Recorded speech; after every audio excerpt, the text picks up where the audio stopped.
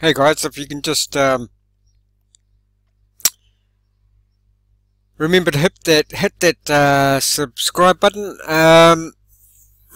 Yeah, I'll also put links to you can donate cryptocurrency. You can I'll put my Patreon link down there.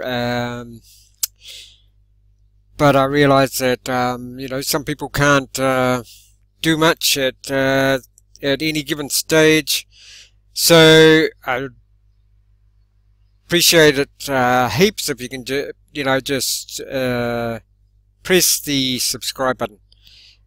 Now, in the latest of my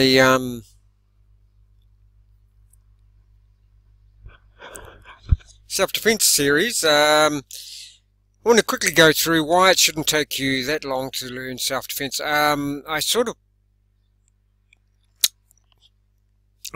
Damien will tell you his thoughts on this, but I sort of think, well, if we look at the special forces guys and all that, most cases they haven't got years to get black belts and that. I know it's different. Self-defense is different from what they do, but same sort of thing applies.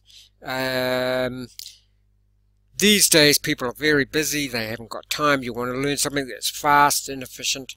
The self-defense training system is probably the best on the planet.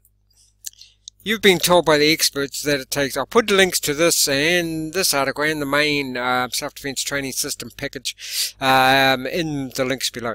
You've been told by the experts that it takes years of training to learn how to defend yourself, but why should it take that long to learn something that's instinctual to every man and woman and creature on this planet? This infuriates me because it discourages anyone who doesn't know any better from trying to learn self-defense or even fighting back. I think that's right too, you know.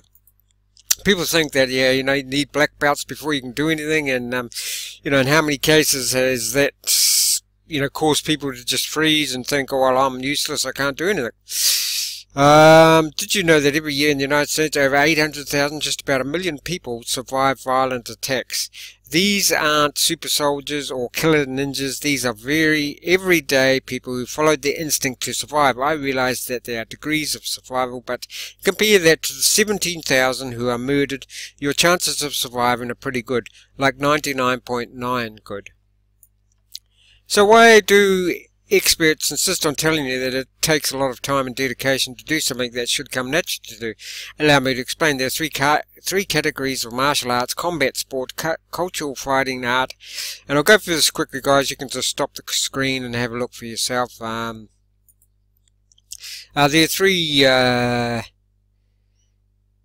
categories of martial arts: combat sport, cultural fighting arts, self-defense. Combat sport like jiu-jitsu, boxing, MMA, kickboxing, sambo and other requires athleticism, dedicated training and intense fitness. Like all sports, your age and overall health play a key factor. Furthermore, to be successful in sport, music or anything else for that matter, you need the holy three: natural talent, hard work, luck.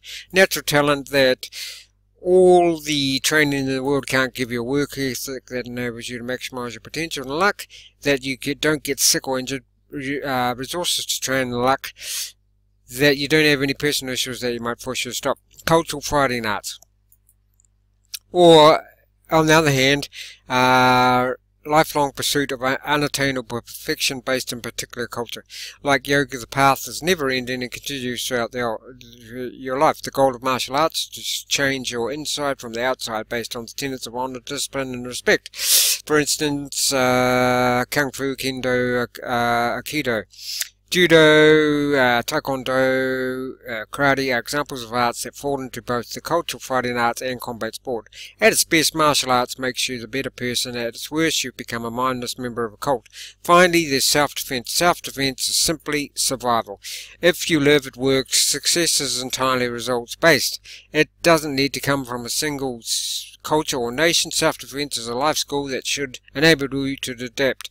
That's why the excuse, I'm injured so I can't practice, doesn't fly with self-defense, because if you're injured you need to come up with other ways to protect yourself now when you're most vulnerable. I'll quickly dart through this. Like I say, you can Pause the screen and just read as I do it on your own accord. I'll skip through them, hopefully the main points. Also, don't just think of self-defense as empty-hand fighting. Real self-defense should include all weapons, also based on your local laws, culture, and items you're around every day. If you use a cane, train with it. If you carry a hammer, train with it.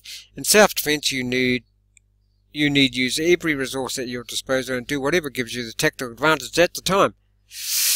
Self-defense skills are confused and jumbled up with sports and culture, so it's not a sports and a culture, it's to get you back home. Remember, there are much more efficient and simpler ways to defend yourself. There's no need to do an arm lock with an eye gouge when an eye gouge will suffice, and there's no need to practice with a bow staff unless you're a shepherd. And before I continue, yes, you definitely defend yourself with combat sports and martial arts, but usually the simple act of just fighting back stops the attack. The problem is with doing the combo martial art and self-defense is that in a real life or death situation, you never know what's going to come out of you when your SNS kicks in. You may wind up trying to do a wrist lock or a double leg takedown while he and his other buddies pound you to the ground, and that's not all. Confusing self-defense with martial arts and combat sports creates another huge problem, because now you associate fitness, time, dedication to self-defense, and you shouldn't. There's no doubt that the more you practice and the better shape you're in will increase your chances of success in self-defense, but just because you're out of shape, old or injured doesn't mean you can't defend yourself. The truth is, in self-defense, there are only two levels, good enough and as good as you're going to get.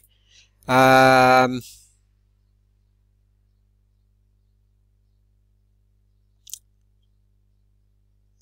good news is there are core good enough tactics, techniques, and skills. A lot of research goes into A lot of research exists on the subject back when hand-to-hand combat was a real military concern and before political correctness reared its ugly head in law enforcement. During World War II, the fighting prowess of the Japanese soldier was a huge concern because close quarter combat was a part of warfare, because battles involved trench warfare, and the weapon technology of that period was soldiers toe-to-toe with the enemy on a regular basis. From the early 1900s until the war, Japanese sent emissaries all over the world doing judo demonstrations, teaching their art and exporting the culture. In addition, after Dunkirk, the German war machine proved deadly effective and merciless in the minds of Allied troops. Every enemy soldier was a martial arts expert and a trained, heartless killer. The Allies needed a method of close combat that worked against the Eastern fighting systems, and for that they turned to a man who had mastered their ways and spent decades fighting in the Far East. That man was a head of the Shanghai Municipal Police, William E. Fairburn, a former British Royal Marine. Fairburn was in charge of the Shanghai Military Police. So he's like one of the fathers of this close combat. In World War II, being stationed in Shanghai, he was able to draw from a variety of fighting experts from literally every culture on the planet. These tactics were adopted by the US, Britain, Canada, Australia, and eventually found their way to the Israeli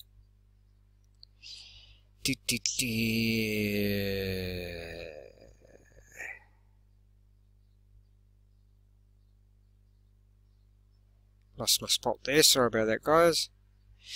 Far East. A lot has been written on the subject on people like Fairborn, Anthony Sykes, Pat O'Neill. This system trained recruits, spies, commandos, and even the civil resistance forces, and it didn't take years to do it. It took only weeks because the techniques were simple and effective.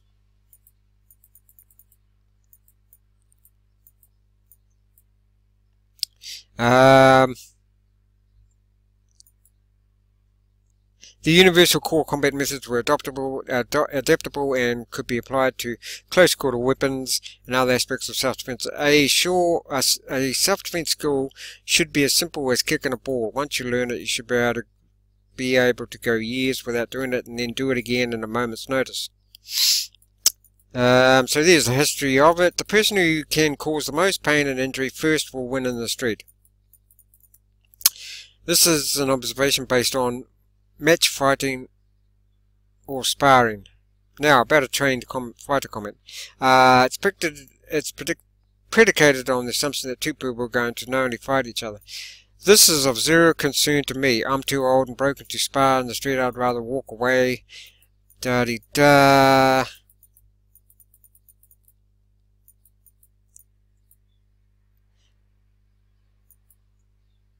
Do you remember Kelly Heron? She defended herself in a public restaurant against a large, strong attacker, and she only took one self-defense lesson class. All the 86 women who used a package of bacon to bludgeon an attacker who was trying to rob her at an ATM. The old woman who destroyed a gun-wielding attacker with a baseball bat. So you get the picture. It doesn't take weeks and years to learn self-defense, to learn something that will help you. Self-defense system, the self-defense training system is best in the world because it works fast and efficiently, and the main self-defense training system gives you everything in the 12 module package that you'll need to basically and after a couple of weeks you will know, just after a couple of weeks, even days, 60 minutes, you'll know enough to fight back, basically. I'll put the link to this and the main self-defense training system in the links below. Cheers.